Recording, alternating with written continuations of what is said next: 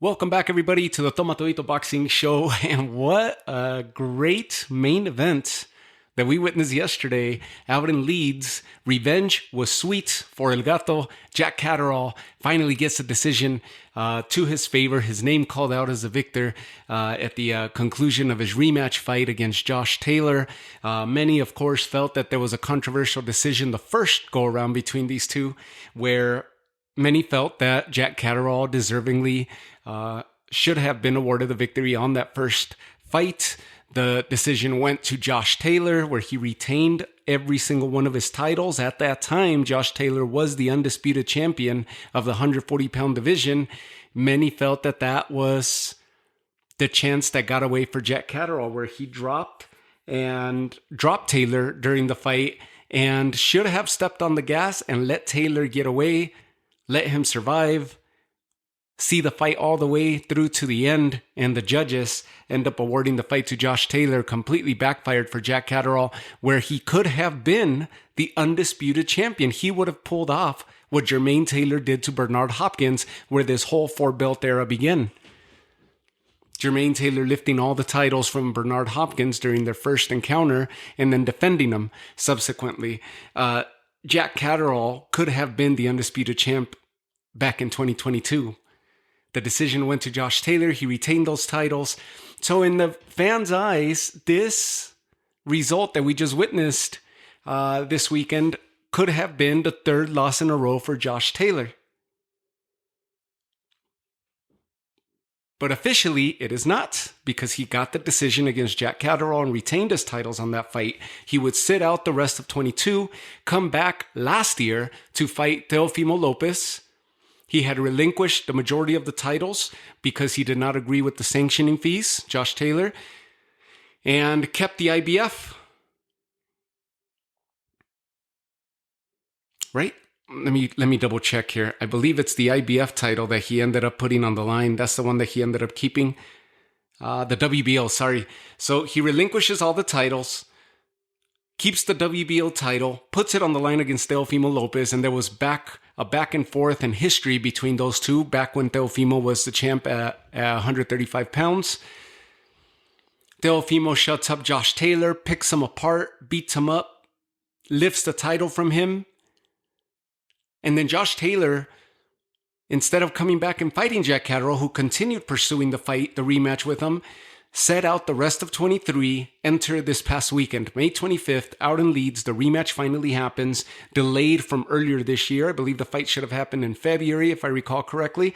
And it got delayed due to an injury that Josh Taylor, his vision was being affected, and he had a flare-up due to a eye procedure that he had earlier in the year. And so he needed the extra time to heal up. It finally came down to fruition this past Saturday, and Jack Catterall avenges the lone defeat in his otherwise unblemished record.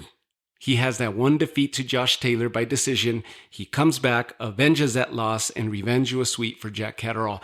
A fight with a lot of momentum shifts, or I should say several momentum shifts, but for the most part, the dominant fighter in this rematch was Jack Catterall.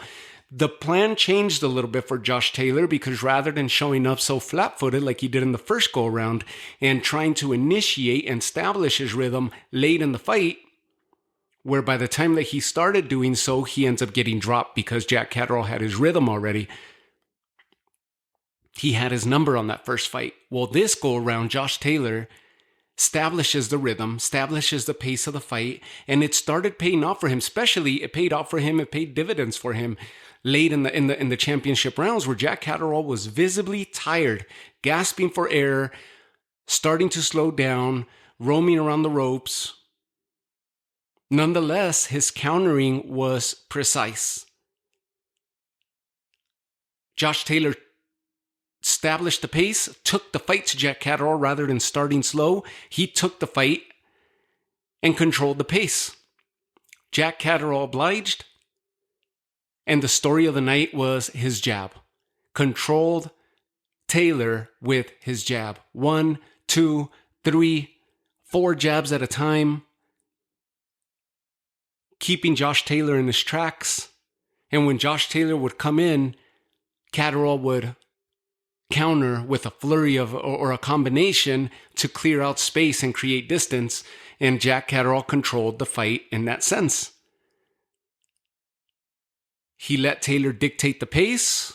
Catterall controlled by countering and establishing his jab. And that was the story of the night. No knockdowns, but very, very good exchanges between them in the third round. Josh Taylor by round 7, which was the most dominant round that Taylor had and the most obvious round that he had to his favor. Round 7 was it. From there, he had a lot of good moments later on in the fight. The third round, of course, like I said, was a hell of a round. But for the most part, people were engaged. Not just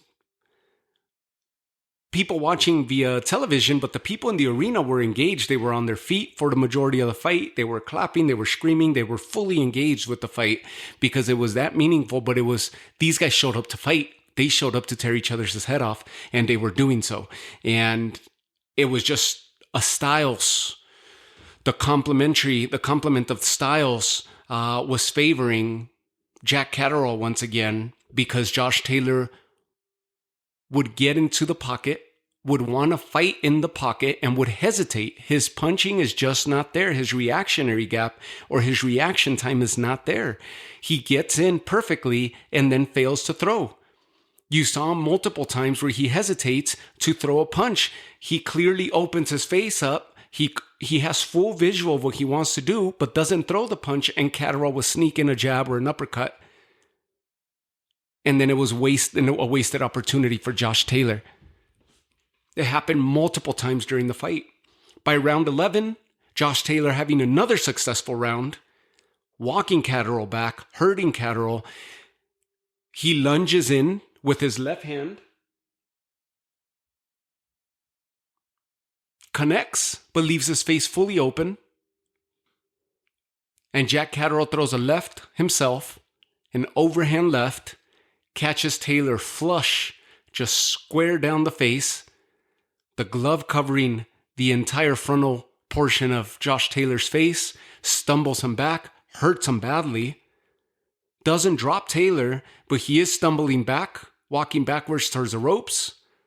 His legs are gone from him, from underneath him, and Catterall begins to close in, going for the kill, this time recognizing a lot better than he did in the first fight, trying to go for that killer instinct and trying to go for the finish. Taylor would survive, would clinch, would round out on the ring, would roundabout, get on his bike and survive the round, where he lunges forward again as the round is coming to a close, and Catterall again catches him with the exact same punch, an overhand left, as Taylor leaves his face exposed, trying to land a left of his own. The round ends, we get into the final round. They just go after each other, especially Taylor with the urgency of trying to get some momentum or maybe sway the judges in his favor. Goes in, gets caught. Catterall gets caught as well. Catterall has the best of the exchanges between them, gasping for air, like I said earlier, visibly tired, visibly exhausted. Taylor continues to move forward, definitely the more battered of the two. Visually marked up, a lot worse than Catterall was, especially because there was 2 headbutts, or 2 head clashes, I should say, early in the fight. That caused a lot of swelling and damage to Taylor's eye. The round comes to a close. Both fighters leave everything on the table. The scorecards are read. 117-111 from Mark Bates in favor of Catterall. Widespread score. 116-113 Lee Every for Jack Catterall. And 117-111 by Kieran McCann for Jack Catterall. Unanimous decision victory awarded to El Gato Jack Catterall, and revenge was sweet. The post-fight interviews take place. Taylor expressing discontent, disagreement with the scores read, felt that he had done enough, threw his arms up after the final bell rang, felt that he did enough to have pulled it off again. Jack Catterall, on the lead up to the fight during the week, the lead up and the conferences and all the conversations that he had in interviews, he kept mentioning over and over that he felt that Josh Taylor was delusional. This could potentially be a sign of it because, yes, these fighters are in there engaging, but Taylor's still feeling like he won. Maybe he's selling it. He was selling it a little bit. But he had to know that he got bested. And every so often, these fighters will run into someone that has their number. Marquez Pacquiao, just evenly matched fighters. Barrera Morales, Gotti Ward, just fighters that are so evenly matched, but yet one always shines the other or outshines the other. And those are just examples, not that these two fighters are at the level of those other fighters that I just mentioned, those legends. Because it's not that kind of rivalry as far as a highly pedigreed, super technical, super strategic type fight. These are just two guys that are near the top of their divisions. One who was at the pinnacle of the division, being undisputed champ, Josh Taylor. And the other who's been doing his best to climb up and felt that he got robbed, that he got wronged in their first go around where he should have been crowned undisputed champ. Now he's in line for a title. He was in line for a title back then, waiting for Jose Ramirez. Now he's in line for Teofimo Lopez. And likely so for any of the other champs. All champs are busy at 140 pounds, all active champions. No one's sitting around not willing to defend. Everybody's active. Teofimo Lopez will be defending against Steve Claggett, which is somewhat of a tune-up fight for Teofimo Lopez. But nonetheless, his title will be on the line. That's going to be in Miami, I believe in late June, I think at the close of June. Subriel Matias will be defending against Liam Perro. Liam Perro is possibly, as most people claim and describe Liam Perro, people feel that Liam Perro is possibly the most technical and the most well-rounded fighter fighting out of Australia at the current moment.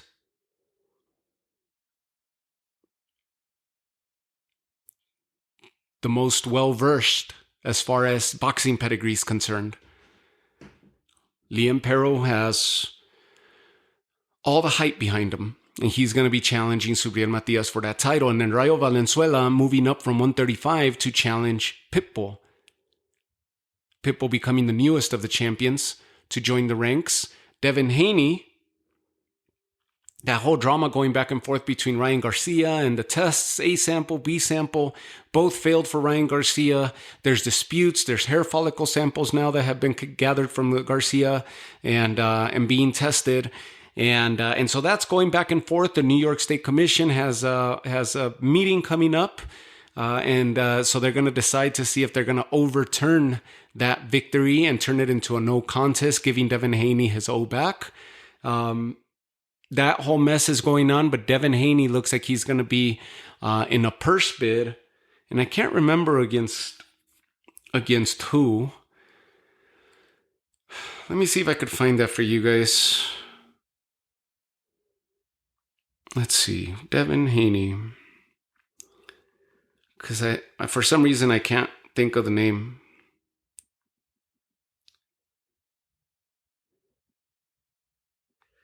Let's see.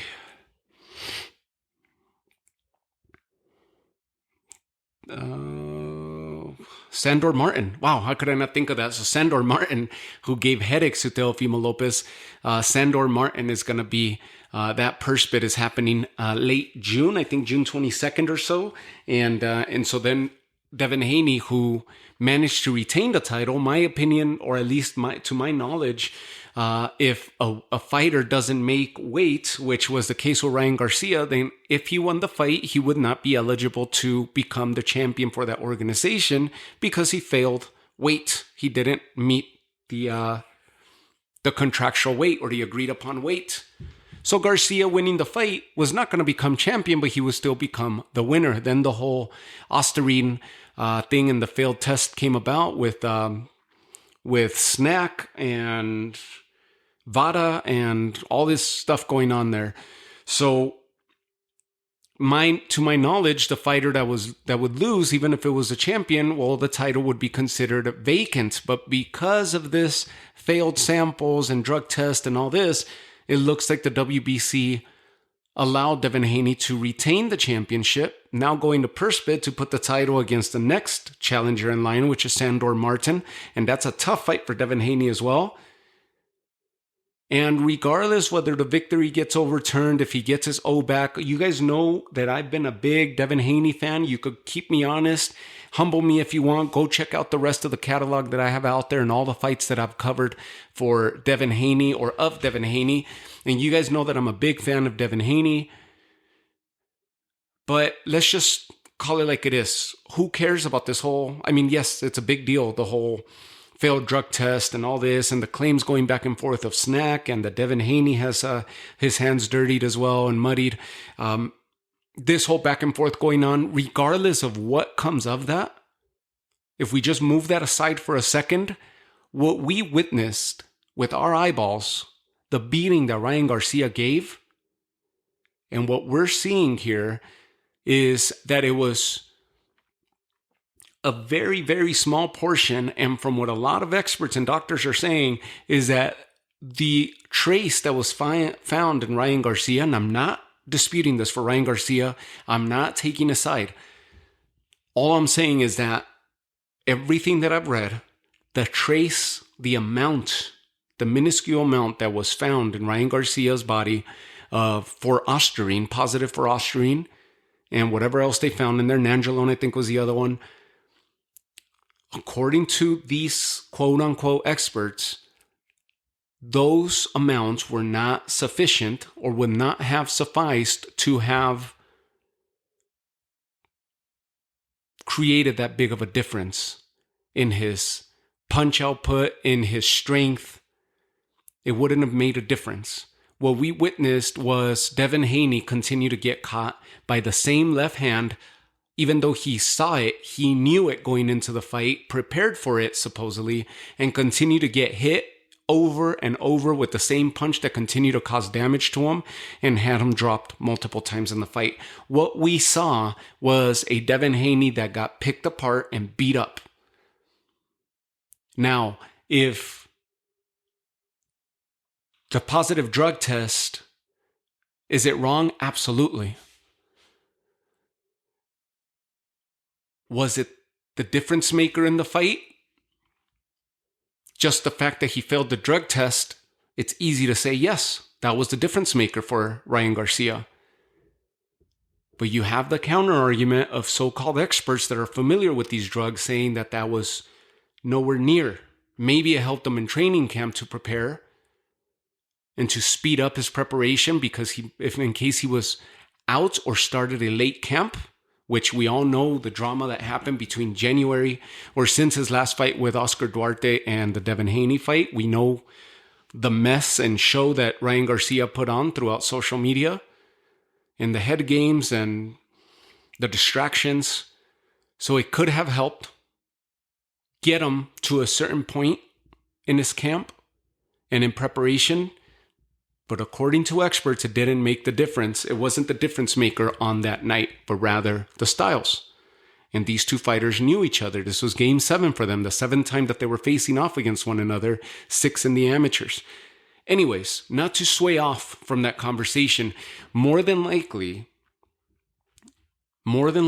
I don't know. But in my opinion, the O should not be overturned. But the title, leave it in Devin Haney's hands. He remains the champion, and Garcia should be suspended. because what we witnessed was a beatdown. And it's hard to erase that by just overturning the number on the score. We know what happened. Nonetheless, Jack Catterall's in the running now. And he is a viable contender for any of these champions, and he's in line for Teofimo Lopez. If Teofimo Lopez is putting his title on the line against Steve Claggett, who in my opinion just got the lottery ticket, the golden ticket, at a chance at a championship, and if he maybe ends up muddying the waters against Teofimo, he doesn't have the style, but if he ends up muddying the waters and maybe turning this kind of like Sandor Martin did against, or even a Pedro Campa, how they just made it a tough fight against Teofimo, it'll give him trouble. Teofimo's one of those fighters that is super talented, but we don't know what version of him is going to show up on any given night. The Jermaine Ortiz, look at how that fight turned out for him. And Jack Catterall has that style to give any of these fighters, any of these champs, problems. Subriel Matias would be the one that I would be nervous about because Jack Catterall gets hit a lot. And he did get hit a lot by Josh Taylor. He has been hit a lot by prior opposition. And Subriel Matias gets in there and connects with Jack Catterall, he's going to drop him and hurt him. Just an opinion. He might be able to hold his own with Pitbull, even though Pitbull would close in and not hesitate. His game plan and his fighting style is that of the inside attack, whereas Josh Taylor would close in, get in on the inside, and we know that that's a flaw of Catterall, that he allows the fighters, even a slower fighter than him and Josh Taylor, managed to get in on the inside, but hesitated to punch. It reminded me of years ago when De La Hoya fought Pacquiao that he would have the openings and would not throw. And it's frustrating to watch as a fan that you're like, just punch him. He's right there and he won't hit. He just does not punch. And then Pacquiao would land 3-4 punches in return. That's what we were seeing with Josh Taylor. He lost that instinct, that reaction. He sees the opening, he creates the opening and doesn't punch. He waits for this perfect punch to come and Catterall is already throwing suppressive fire downrange to Taylor. And a wasted opportunity time and again for Taylor. Jack Catterall comes away with the win. Revenge is sweet. Unfortunately, no titles on the line, but he remains at the top and in line for a championship fight. Since all the champions, the reason that I got on this tandem with, or this tangent with Devin Haney, Teofimo, Pitbull, and Rayo, all the titles are on the line. All the titles are being defended. Liam Pero and Subriel Matias, all 4 champions active. Rather than Jack Catterall stay sitting out, which is obviously evident by the evidence is there that Josh Taylor has also been affected by inactivity. 1 fight this year so far, 1 fight last year with Teofimo, 1 fight the prior year with Jack Catterall, 1 fight the prior year with Jose Ramirez where he became undisputed. And that was it. That's crazy to me when he's 19-2 now. That's not enough activity. Josh Taylor drops to 19-2 with 13 knockouts. If he's going to decide to hang him up, then so be it. He's definitely the most accomplished fighter to come out of Scotland, becoming undisputed at the lightweight division. If he decides to continue, there's plenty of fights out there for him. Plenty of good opposition. And he's 1 or 2 wins away. He's asking for the trilogy fight with Jack Catterall. That might be a big moneymaker for them, but it doesn't make sense for Jack Catterall, in my opinion. That would be a huge opportunity for Josh Taylor and a big moneymaker for both fighters, but it would be a step back for Jack Catterall in his career because he's shooting up, trying to get up into title contention, and he's at title contention now. He just needs that shot.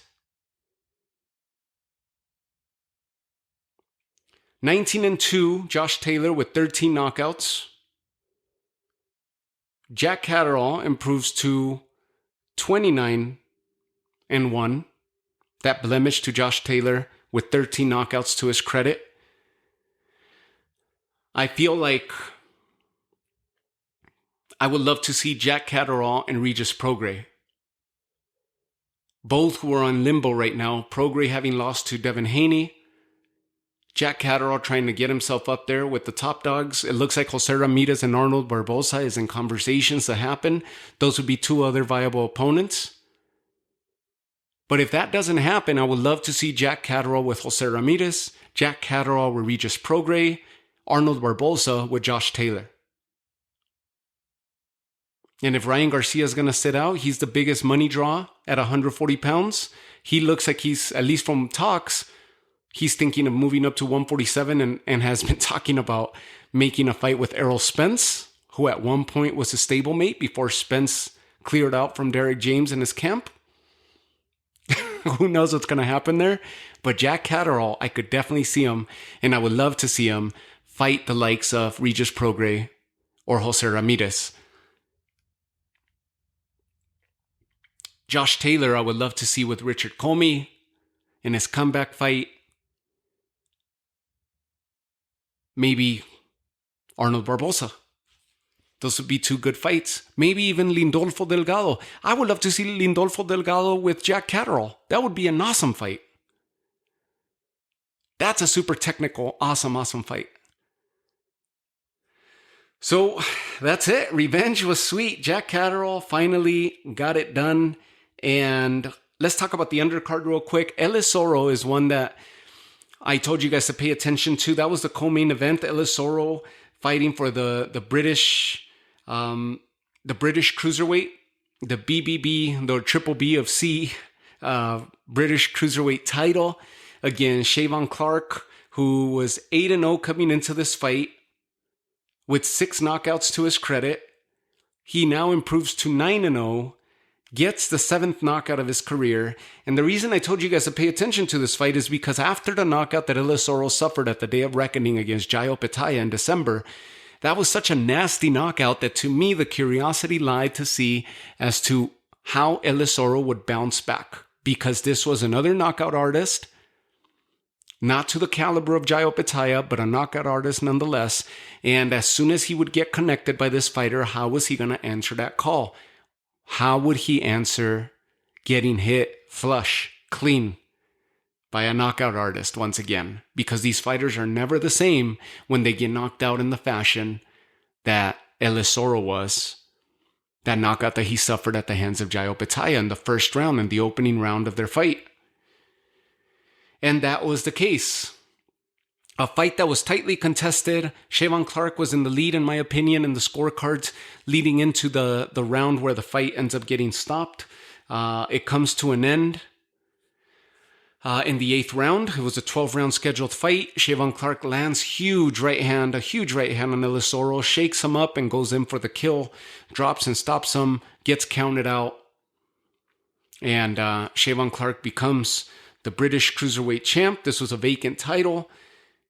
9-0 with 7 knockouts now. Ellis Oro suffers after entering the ring undefeated in December at 17-0, now suffers the second loss of his career in a matter of a 5-month span, and both by knockout. Ellis Oro's career may have very well been derailed by these last 2 fights, which is sad to see because he had so much promise. And then the 25-year-old Irish fighter, Paddy Donovan, ends up stopping Lewis Ritson. Welterweight fighter came into the fight with a 13-0 record, gets his 14th win and another knockout under his belt. He now has 11 knockouts of his 14 victories, stops Lewis Ritson in the 9th round of their 10-round scheduled fight. This is a welterweight to keep an eye on, and he will be he's making waves, definitely UK side. We'll see how he fares out with the welterweights here in the US, who we see a lot of movement in that division as well, now that Errol Spence and Terence Crawford seem to be migrating upwards to 154. So we got Ennis as a champion, Imantas Stanionis as a champion, Barrios as an interim, and then more recently Brian Norman Jr. derailing Giovanni Santillan in San Diego, becoming another interim champ, waiting to see what happens with Crawford. He may very well get elevated after August, get elevated to full status champion if Crawford is successful at 154 and gains a title there against Madrimov. So Paddy Donovan, one to keep an eye out for at the welterweight level. And that's it. I'll leave you guys with that. Thank you guys again. What a great episode. What a great fight that it was. And a pleasure for me to be talking about it, because I was really excited and I had a lot of fun watching that fight. It was an exciting one. It was a good rematch, especially when it's so hyped up leading to the fight, and there's genuine disdain between the fighters. And then it ends in controversy. And then lastly, I'll tell you this: Bob Arum ends up taking the microphone at the end of the fight and ends up saying, "I will never bring an American fighter to the UK because this decision was horrible. It was a disastrous decision in his opinion." And he felt that it was a robbery, that Josh Taylor had been robbed of a decision. And he says so on the microphone to the entire arena, saying that Josh Taylor deserved to have won that fight and that the judges robbed them of a victory. And everybody else was kind of astounded. Good to see Bob Arum standing up for his fighters. He's wrong. I think we all know that he's wrong. I think we all saw Jack Catterall win this fight clearly. Definitely by points. He definitely won this fight. And you can make the case for Josh Taylor that had a lot of success, like we did.